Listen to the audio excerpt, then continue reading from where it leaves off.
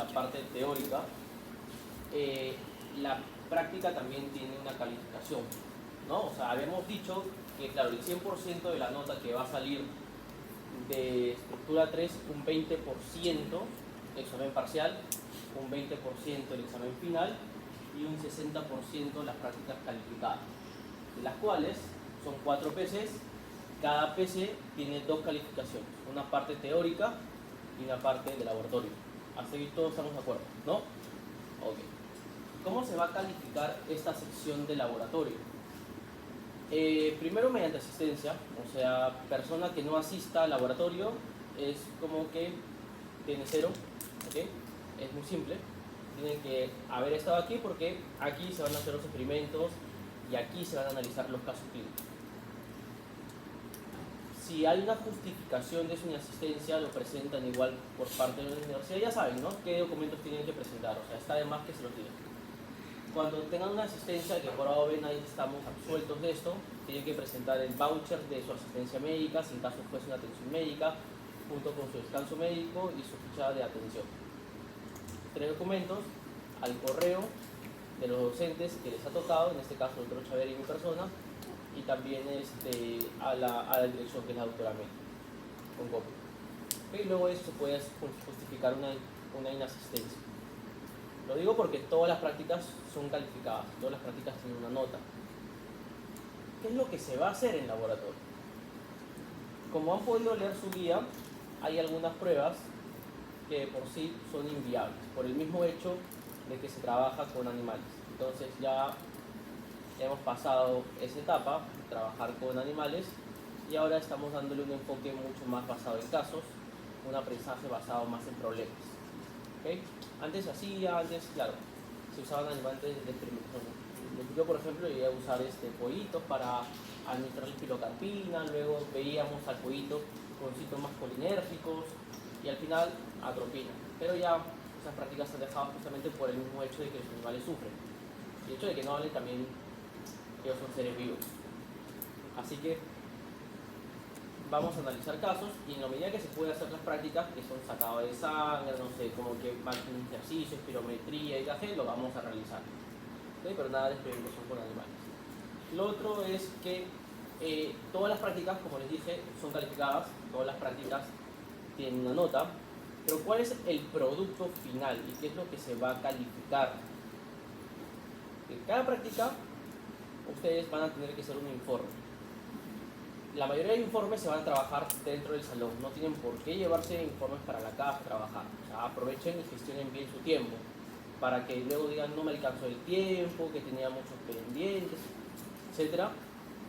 La mayoría de informes se trabajan allí. ¿Okay? Se corrobora porque tienes un grupo de trabajo y no tendrían en teoría por qué llevarse el trabajo para la casa. No tendría por qué hacer un sobreesfuerzo de más.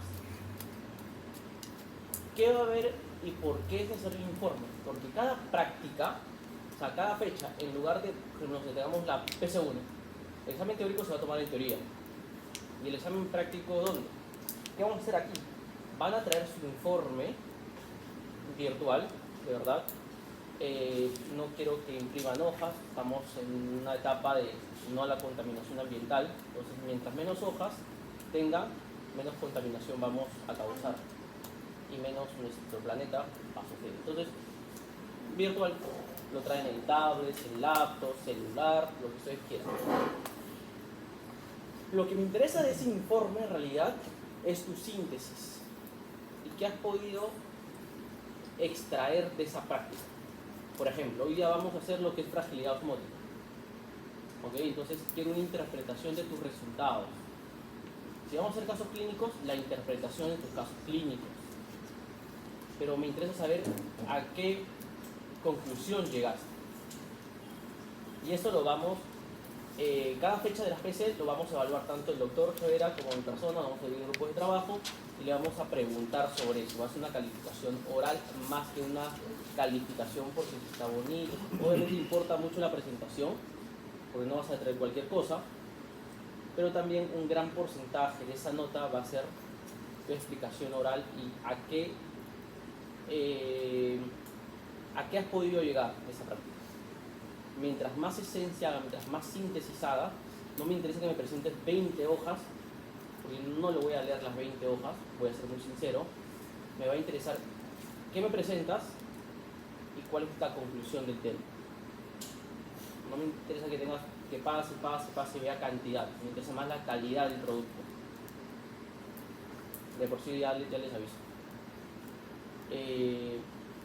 ¿Preguntas hasta ahí? Entonces, ¿qué van a hacer? Un portafolio digital. ¿Ok? Todas las semanas tienen que estar bien estructuradas. Todas las semanas tienen que estar bien estructuradas. Pasamos, imaginemos que yo te hice las correcciones, el editor te hizo las correcciones de tu portafolio. Pasamos a la semana, no, a la PC número 2. Y te tenga que preguntar por A o B, estamos en la práctica número 2, la semana número 6, pongamos, y te pregunte cosas de la semana número 2. ¿Lo tendrías que saber o no? Sí, ¿no? Efectivamente, tendrías que saber. No es el hecho de que todo, pero eso fue de la semana número 2 de la PC1, que no me corresponde saberlo. Nada, tienes que saber todo. Estamos en la semana número 15. Se me ocurre preguntarte la semana número 1. ¿Lo tienes que saber o no lo tienes que saber? Lo tienes que saber, efectivamente. Es un aprendizaje continuo. Entonces, todas son acumulativas. No es que, como estoy en la semana 4, solamente me evalúo en la semana 4. Mi informe es mi ruta de aprendizajes, todo lo que yo sé, todo lo que puedo hacer. Por eso no me interesa cantidad. Si en 5 líneas lo puedes explicar muy bien tu práctica, perfecto, me quedo con eso. Si has podido entenderlo, perfecto. No necesitas por qué hacerme 20 hojas de información. ¿Estamos hasta ahí todos de acuerdo? Muy bien. ¿Preguntas hasta ahí? Ok, pues pasamos. Hoja de asistencia.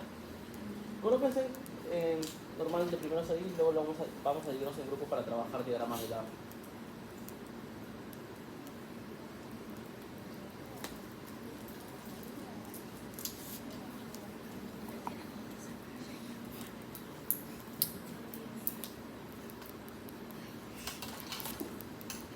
Muy bien, entonces, lo que va a tocar ahora es la primera semana de práctica. Un momento, vamos a ir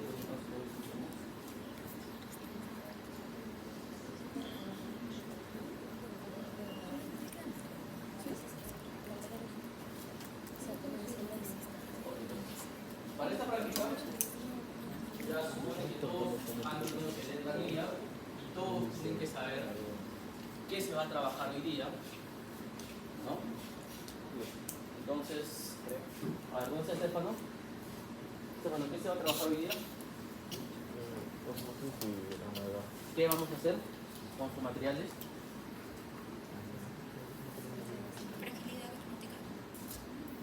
¿Perdón? ¿Qué vamos a hacer? ¿Extraer sangre? Vamos, chicos. A ver, una de las cosas que también voy a pedir es que cuando vengan al laboratorio, todos tienen que saber qué es lo que vamos a hacer en el laboratorio, ¿no? No tiene caso de venir y aquí me enteré recién qué es lo que voy a hacer. Doctor, no tenemos la guía práctica. Igual Ya. que el CIDA. Ok, entonces ya, la guía práctica te lo paso, estamos bien. Gracias. Error, pero igual, de acá, la próxima semana, bueno, el miércoles, todos tienen que saber qué es lo que vamos a hacer. ¿Ok? No es el hecho de que vengamos y no supimos que al final vamos a realizar. Entonces ya, empezamos. Hoy lo que vamos a hacer es la teoría y la práctica de lo que es membrana. ¿Qué es lo que hemos hecho en teoría? Básicamente, cómo es que se comporta el fluido y cómo va a obedecer esta a diferentes concentraciones. Para esto, tenemos que conocer algunos conceptos.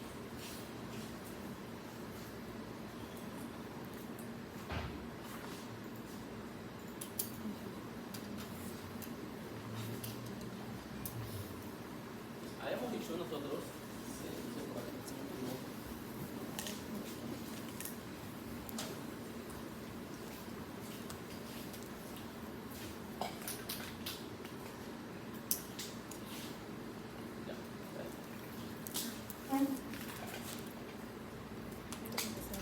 hemos hablado sobre tipos de transporte, ¿cierto?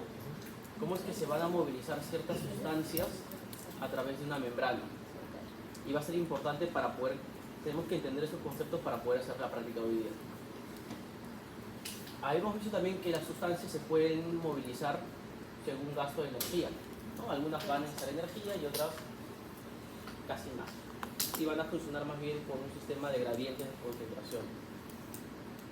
El transporte de líquidos de agua a través de la membrana semipermeable, ¿qué tipo de transporte usa? Difusión sin dirección. Masivo, ¿no? Difusión simple. A veces pueden usar difusión facilitada, ¿ok? Por transportadores de acomporinas, pero principalmente lo hacen a través de ósmosis, que es un proceso de difusión simple. Muy bien. El proceso de viaje del agua lo hace a través de un proceso llamado ósmosis. El agua se moviliza. ¿Alguien me puede explicar esta imagen que está ahí? Es una imagen bastante típica, desconocida también. ¿Qué es lo que está pasando con esta imagen? Hay un intercambio, hay un aumento de agua a lo que sería LEC, si no me equivoco. Ya, en la Porque, primera imagen, ¿qué es lo que vemos? hay un aumento de solutos en lo que sería LEC, ¿no? Ya, vemos dos recipientes continuos separadas por una membrana semipermeable en la cual un compartimiento tiene una menor concentración de cierto producto y la otra sustancia o el otro compartimiento tiene una mayor concentración. Vamos a seguir. Bien. ¿Ok? ¿Qué es lo que está pasando con el agua? El agua hacia dónde se mueve. ¿De menor a mayor concentración o de mayor a menor concentración? De menor a mayor concentración. Es muy diferente a cómo se comportan los solutos. ¿Okay? O sea, el agua finalmente va a ir buscando un equilibrio. En otras palabras. Yo tengo aquí una célula, le pongo una concentración X1 de cierta sustancia y le pongo una concentración X2 de cierta sustancia. ¿Cómo se moviliza el agua? X2 sobre X1. ¿Así o así? Así pues. Así. ¿A o E? B. ¿El agua cómo se moviliza? ¿De mayor concentración a menor o de menor a mayor? Ya, muy bien, es una movilización inversa, ¿cierto? Es de menor a mayor. ¿Con qué objetivo? Digamos que acá tengo mucha concentración, acá tengo poquita concentración. El agua va a ir a donde haya mayor concentración para buscar una osmolaridad equiparable, una osmolaridad muy similar, como acá, osmolaridad A y osmolaridad B. O sea, al final yo no voy a movilizar mis solutos. El agua se va a comportar, el agua se va a mover, el agua nos va a ayudar a que sea un ambiente isosmolar con respecto al otro compartimiento. El agua es el que al final regula la osmolaridad. Es lo que pasa. ¿Ok? El agua es el que va a regular. Entonces, yo voy a cambiar mi medio extracelular y conforme a que yo cambie mi medio extracelular, mi intracelular se va a adaptar, ya sea metiendo agua o sacando agua. Yo no voy a cambiar nunca mi líquido intracelular, yo no puedo cambiar. Yo no es que meta una jeringa y le administre cloruro de sodio al 3% a la célula. No voy a poder hacer eso, no voy a poder sacar, yo no voy a poder cambiar mi intracelular. Yo no voy a sacar agua, yo no voy a meter agua, yo no voy a meter solutos, yo no voy a sacar solutos de mi intracelular, no puedo hacerlo. Yo lo que hago es cambiar mi ambiente. En este caso, voy a cambiar mi extracelular, voy a cambiar mi sangre, por ejemplo, la osmolaridad plasmática. ¿Te dejo entender la idea? O sea, tu intracelular, tú no lo modificas, tú modificas tu extracelular. Y con respecto a este extracelular, lo que hacemos es, el intracelular se va adaptando a un entorno. El intracelular se adapta. Entonces, es lo que ha pasado. Yo he metido muchas moléculas aquí y el agua ha ido a donde haya mayor concentración para tratar de justamente equilibrar la osmolaridad. No estoy equilibrando la cantidad de solvente, ¿ah? Porque si bien es cierto, los solventes aquí son diferentes, miren, pero sí he equiparado la osmolaridad. La osmolaridad justamente es soluto entre solvente. ¿Sí? ¿Todos estamos de acuerdo ahí? La concentración sería Muy bien. El cambio es en el extracelular y la presión en el intracelular.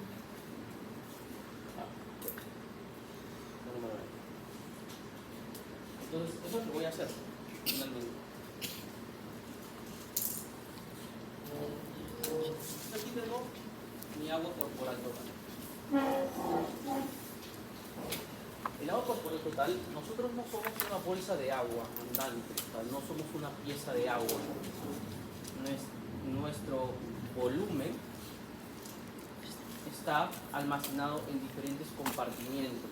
Entonces, ¿cómo es que estas van a ser distribuidas finalmente? Estas van a estar distribuidas tanto en un líquido intracelular como en un extracelular. Otra vez. Nuestra agua, que tenemos en nuestro cuerpo, va a estar ocupando aproximadamente un 60 a 70% según la bibliografía que lean. ¿Okay? Las mujeres van a tener menos agua corporal total que los varones. ¿A qué se debe esto?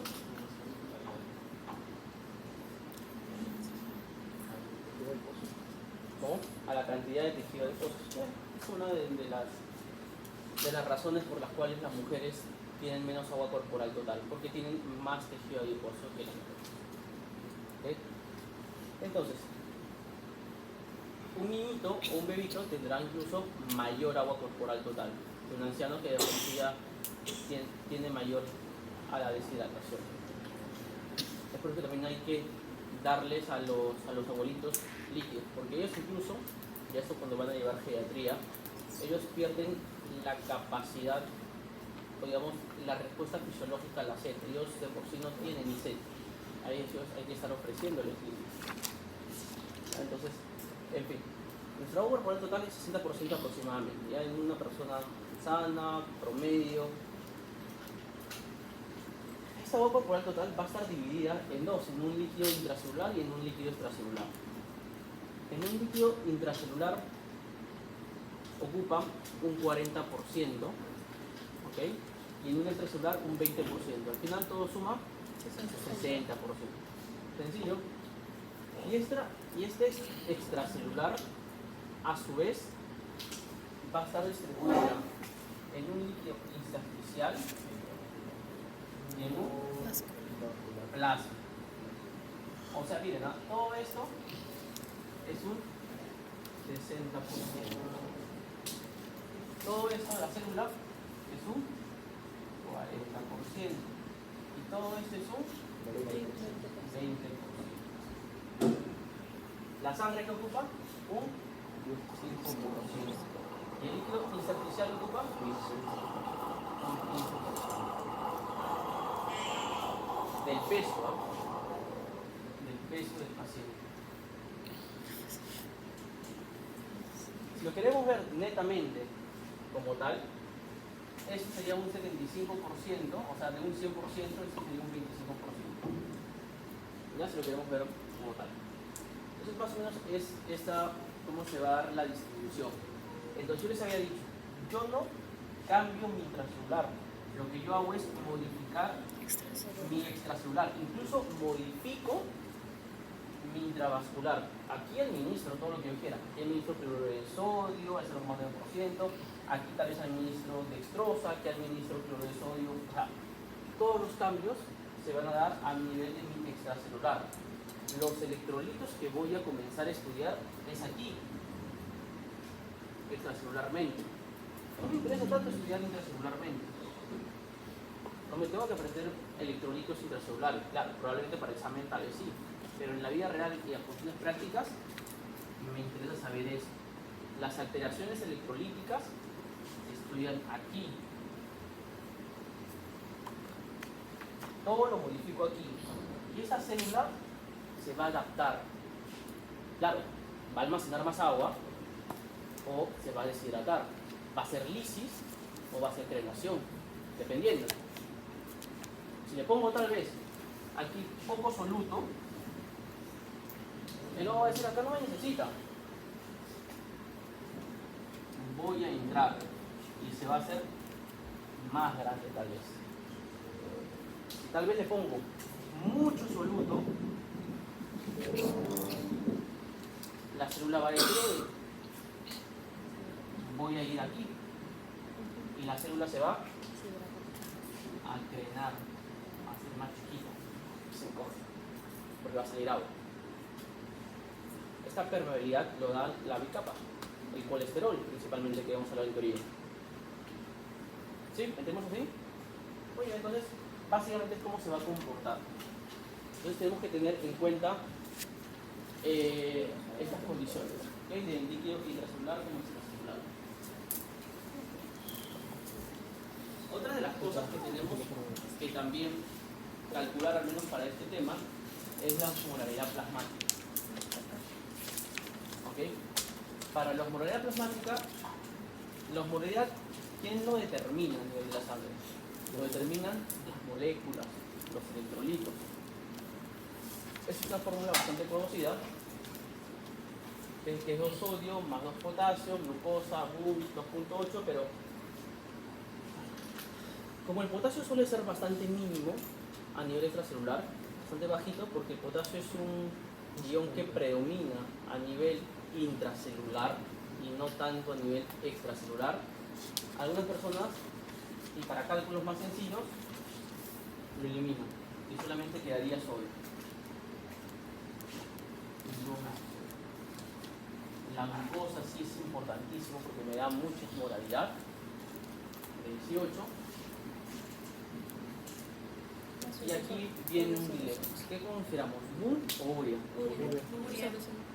¿Por qué? ¿Cuál es la diferencia entre esos dos?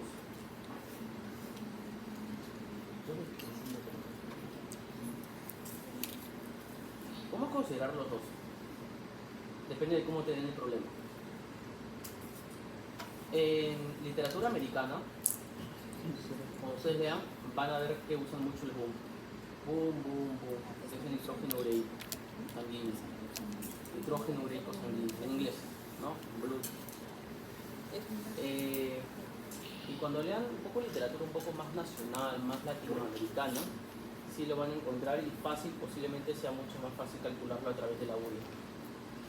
El denominador va a cambiar, indudablemente. Si es BUM van a usar 2.8, si es urea van a usar 6 o 5.6. Ustedes 6, para cálculos más sencillos.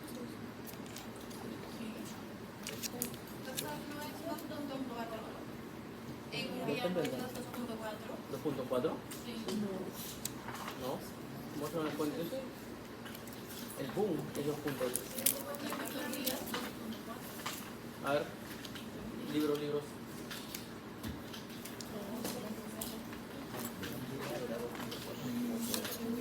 BUM, mirá. Ok, entonces de momento, luego me muestran la fuente. Cógemelo ahí. Entonces vamos a tener que calcular la osmolaridad.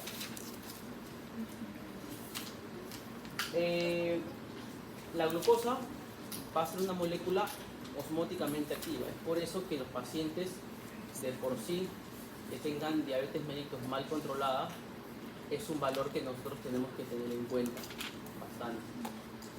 Ya el tema de la osmolaridad. Entonces, preguntas típicas: ¿cuál es el electrolito principalmente que determina la osmolaridad? Sodio. La glucosa es otro de los parámetros y dependiendo BUM o urea. ¿Qué más? Ya, eso es en cuanto a osmolaridad total.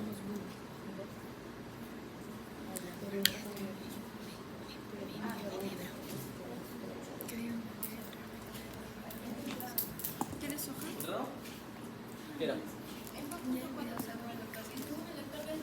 Libro.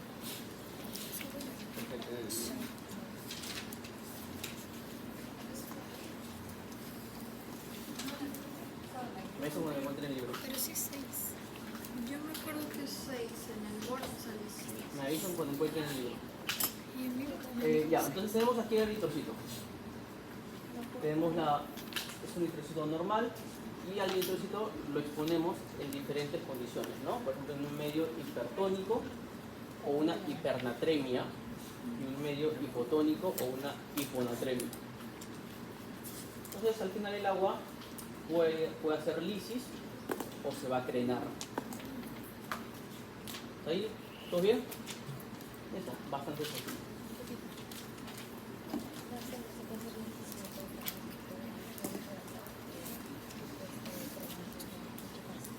Y aquí está. Estos son los electrolitos, ¿no? Cómo se van a ir distribuidos a nivel intra y extracelular.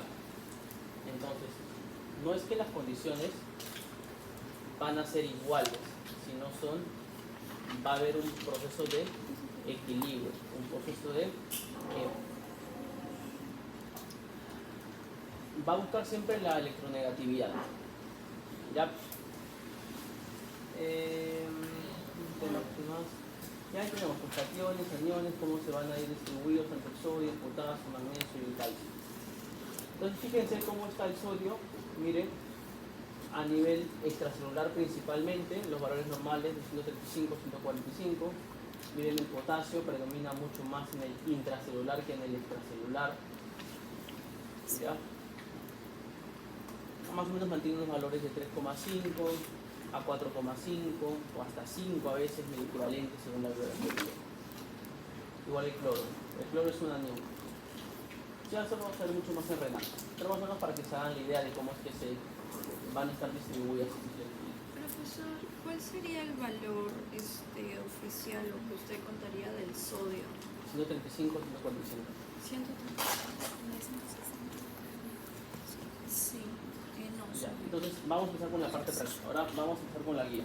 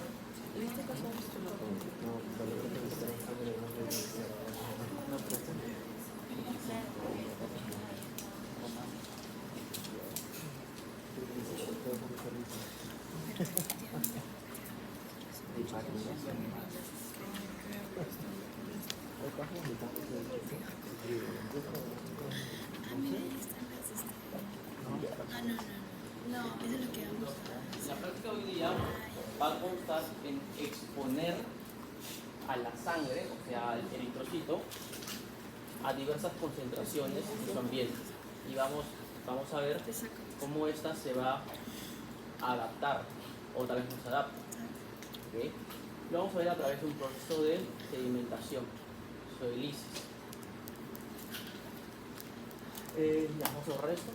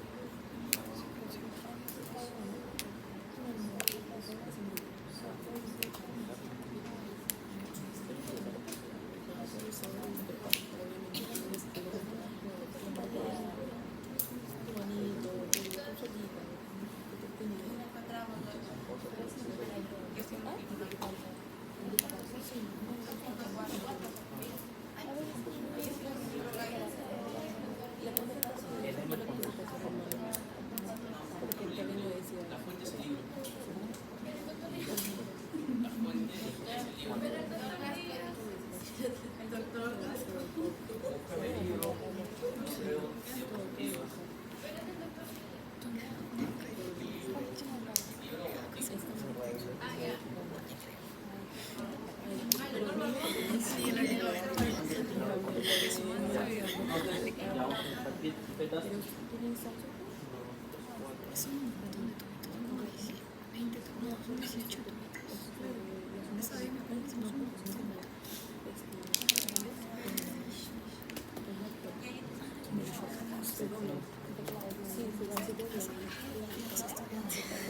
Ya todos apuntaron en la lista, ¿no? Sí. ¿Quieran ir?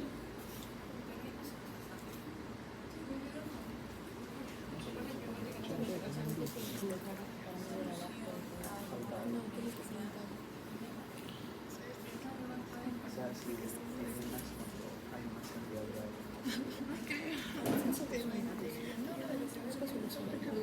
No, no sé.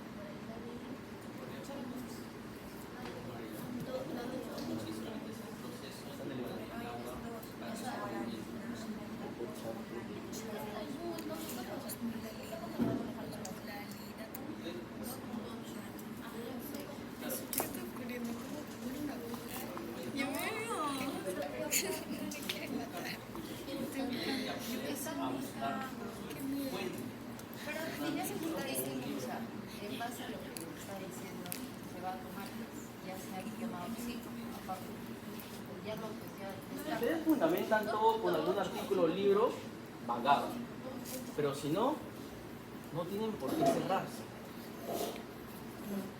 O sea, yo les puedo decir ahorita 1000 cosas y 1000 mentiras. Si ustedes me creen, bien. Si no me crean, busquen.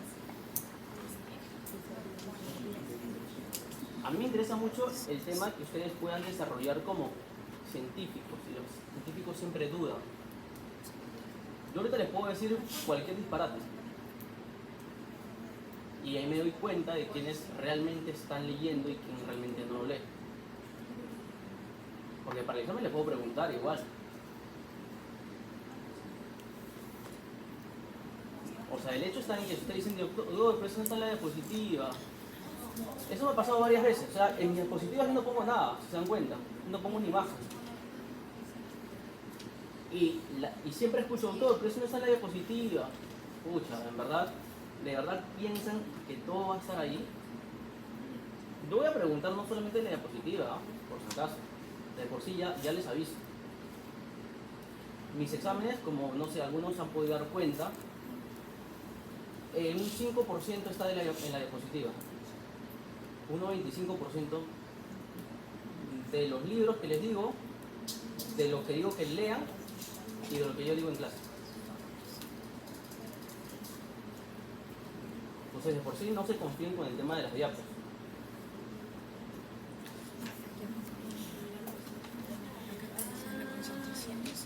¿Ya? Entonces vamos a hacer la práctica, ahora sí. Voluntarios para sacar sangre. Yo saco. Ya, adelante.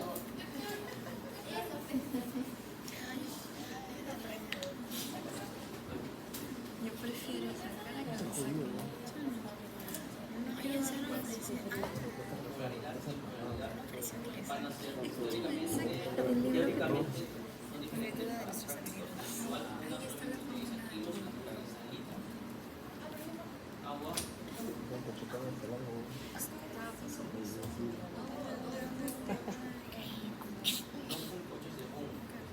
en literatura, cuando lean literatura americana, los libros americanos te los presentan como boom. Acá muy pocos veces usamos como todos somos más comunes y lo tienen que adaptar a uno. Por eso digo, cuando vean literatura americana les van a expresar como boom, lo que preciso. Cuando vean literatura un poco más nacional, sí es útil.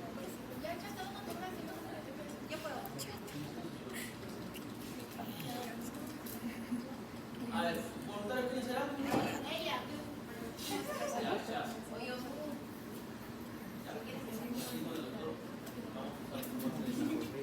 Y otro voluntario para que me ayude rotulando los tubos. Ya, aquí. Vamos a ir rotulando.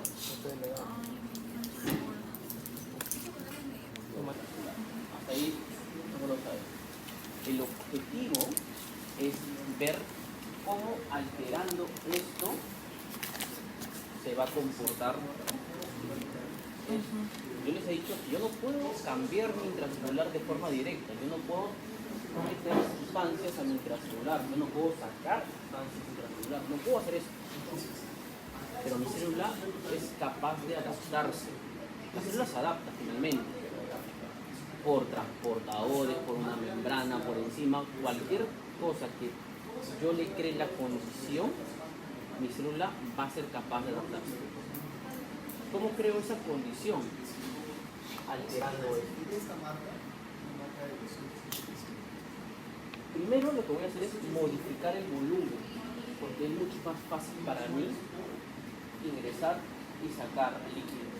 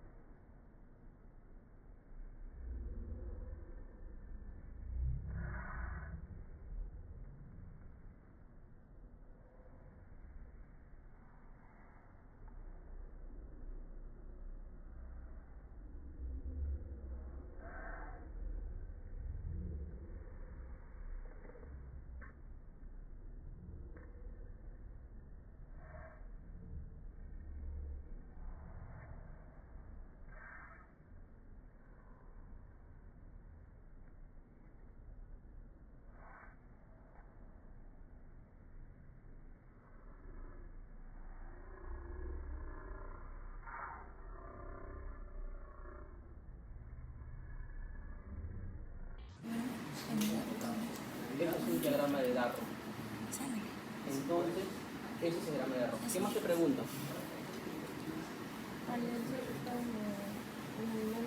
Calcular las moralidades. Ya, el análisis lo hacen en casa y todo eso, le pueden presentarme en sus casos clínicos. Pero ¿cómo calculo las moralidades? Es 2 veces sodio más glucosa entre 18 más urea Sobre 6. Sobre 6 es. Vamos, calculen. La moralidad plasmática, ¿cómo es?